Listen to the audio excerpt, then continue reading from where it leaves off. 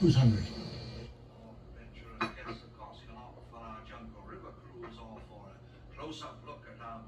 How are these attractions already? Ooh, I can cook that. I have a theory about this dish, and just like Hammond, I plan to spare no expense. We'll start by sauteing shallots in garlic and a bit of olive oil. This will build up the base for our poaching sauce. Once it's all nice and fragrant, we can deglaze the pan with a splash of white wine. Be sure to scrape up any browned bits stuck on the bottom. Then we can add our butter to the skillet and melt it down. Reduce the heat to a medium setting for this. We want it to be hot enough to melt our butter, but not burn it. We need a lot of butter so that we have enough in the pan to poach our fish properly.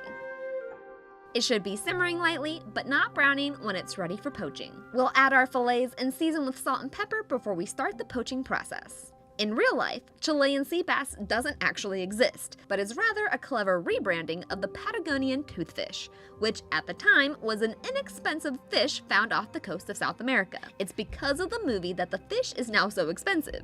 I think I paid close to $35 per pound for these bad boys.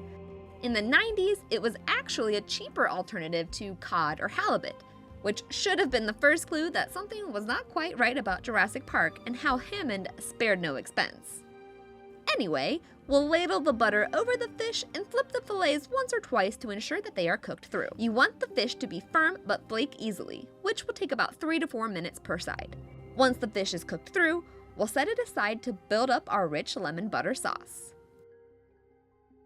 First, increase the temperature to a medium-high heat to get the butter simmering again, and once the bubbles have stopped frothing, we can add in the heavy cream. Continue to whisk rapidly until the sauce starts to thicken up. Finally, we'll season with some chives and remove the sauce from the heat, but keep it warm. The sauce will thicken as it cools. Next, we'll make the mysterious orange topping that has eluded people's plates since the 90s.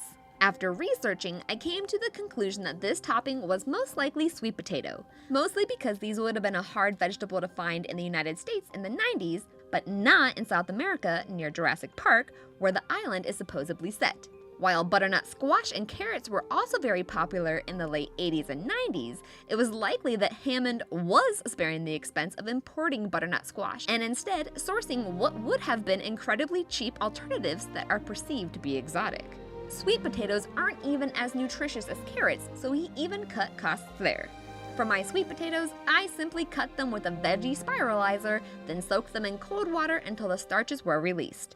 Then I lightly fried them until they were crisp and stringy, just like in the movie.